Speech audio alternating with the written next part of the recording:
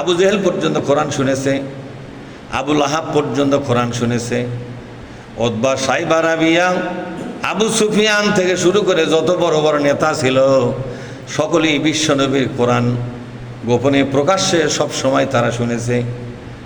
কোরআন শুনতো আর সরে যাওয়ার পর তারা যে আচরণ করত সে কথা আল্লাহ তাআলা বলেছেন, ওয়াইয়াকাদুল্লাযীনা কাফারু লাইয়ুযলিকুনাকা বিআবসারিহিম লাম্মা সামিউয যিকরা ওয়া ইয়াকুলুনা ইন্নাহু লামাজনুন। আল্লাহ পাক বলছেন, ওরা যখন কোরআন শুনতো, কোরআন শুনতে শুনতে যখন বুঝতে পারত এ কোরআনের বেশিরভাগ আলোচনা তাদের ক্ষমতার চেয়ারকে নষ্ট করে দিবে, এরা যখন বুঝতো, বোঝেননি? আলোচনার মধ্যে সব আলোচনার তো রাজনীতির কথা থাকে না, থাকে?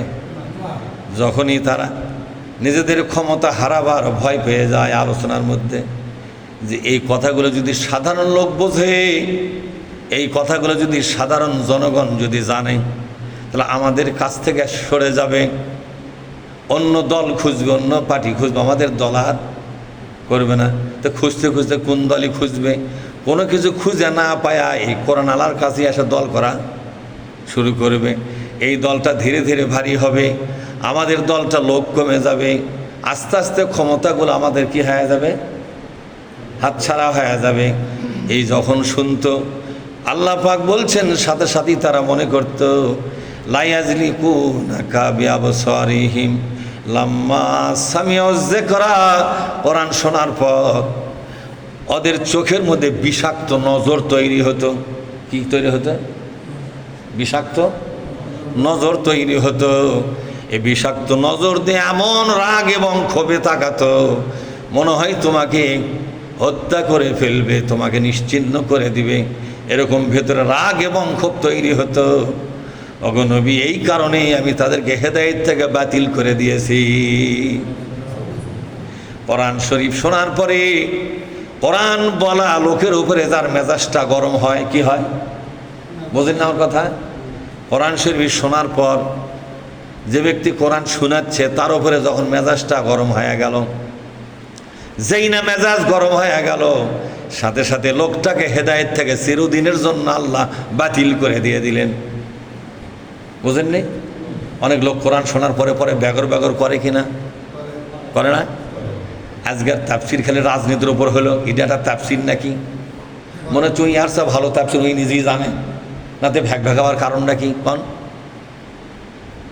আল্লাহ তাআলা বলছেন, আমার কোরআন আর আলোচনা শোনার পর, বল, আমার কোরআনের আলোচনা শোনার পরে যারা আলোচনার বিষয়বস্তু নিয়ে ভ্যাগ ভ্যাগ করবে, কি করবে? ভাই কথাগুলো বোঝেন না, বোঝেন না? গফুর ভাই বোঝেন?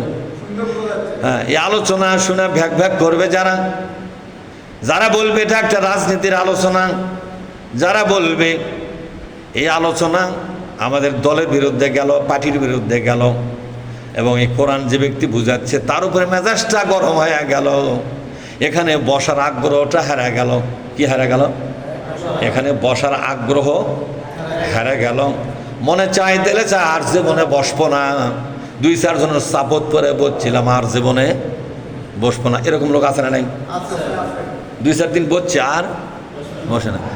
জিজ্ঞেস করলে বলে, যা তোরা যা শোন, আমার শোনার টাইম নাই, উলে পেশাল ভ্যাগ ভ্যাগে আমার ভাল লাগে না শুনতে। বলে কি বলে না? এই কথাগুলো রেকর্ড হয়ে গেল কার কাছে? জোরে বলুন।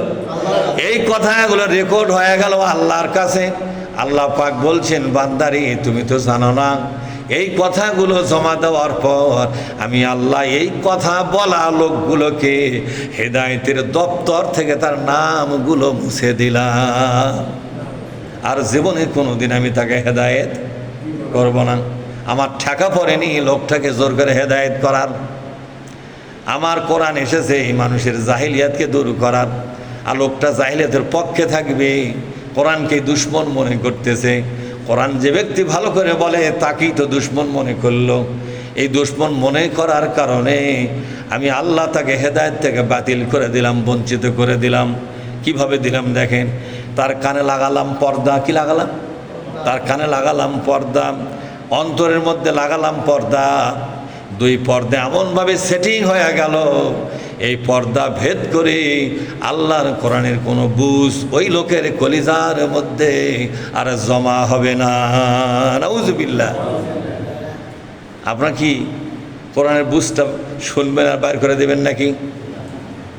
এটা হলো সেই বোতলে গ্লাসের মতো, যেই গ্লাসের ওপরে একটা পর্দা দেওয়া আছে, ওই পর্দার ওপরে যতই পানি ঢালেন, আটলান্টিক মহাসাগরের পানি সবগুলো ঢালা হলে কি গ্লাস ভরবে?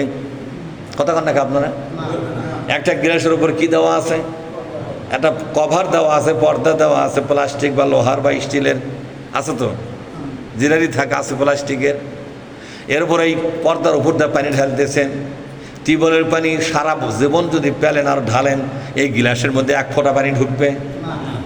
এই গ্লাসের মধ্যে যেহেতু এক ফোঁটা পানি ঢুকবে না, কারণ হলো গ্লাসের মুখটা ভালোই ছিল, কিন্তু উপরে কি দেওয়া হয়ে গেছে? পর্দা, কভার দেওয়া হয়ে গেছে। কভার আলা গ্লাসের যতই ফাঁকা গ্লাস থাক, এই গ্লাসে যেমন এক ফোঁটা পানি যেমন ঢুকবে না, আল্লাহ পাক বলছেন যাকে আমি কোরআন ঢুকতে দেব না, যার কলিজায়, ওই কলিজার ওপর এরকম একটা পর্দা তৈরি করে দেই, ওই কানের মধ্যে এমন একটা পর্দা তৈরি করে দেই, এই পর্দা ভেদ করিয়া কোনো কথা, আমার কোরআনের কোনো বুঝ, কোনো হেদায়েতের কথা তার ভিতরে আর নতুন করে ঢুকবে না। যা শুনবে বাইরে চলে যাবে, শূন্য হয়ে যাবে, কোরআন সেখানে ঢুকবে না। কারণ হলো ওই লোকটাকে আমি হেদায়েত থেকে বাতিল করে দিয়েছি, যেহেতু সে বিভিন্ন জায়গায় আমার কোরআনের আলোচনার সমালোচনা করেছে। আল্লাহ তার কোরআনের সমালোচনা সহ্য করতে যেরকম পারে নাকি? আল্লাহ তার কোরআনের কোনো সমালোচনা সহ্য করতে, তার প্রমাণ কি? কোরআন। তার প্রমাণ কি? কোরআনের মধ্যে আল্লাহ বলছেন ওয়াজআলনা বাইনাকা ওয়া বাইনাল্লাযিনা লা ইউমিনুনা বিল আখিরাতি হিজাবাম মাসতুরা। আমি সতর করে দেই, পর্দা করে দেই, পর্দার বাইরে কথা থাকবে, কান দিয়ে শুনবে বার হয়ে যাবে, চক্ষু দিয়ে দেখবে বার হয়ে যাবে, অন্তর দিয়ে বোঝার চেষ্টা করবে, কিন্তু অন্তরে কথা ঢুকবে না। পর্দা দিয়েছে কে?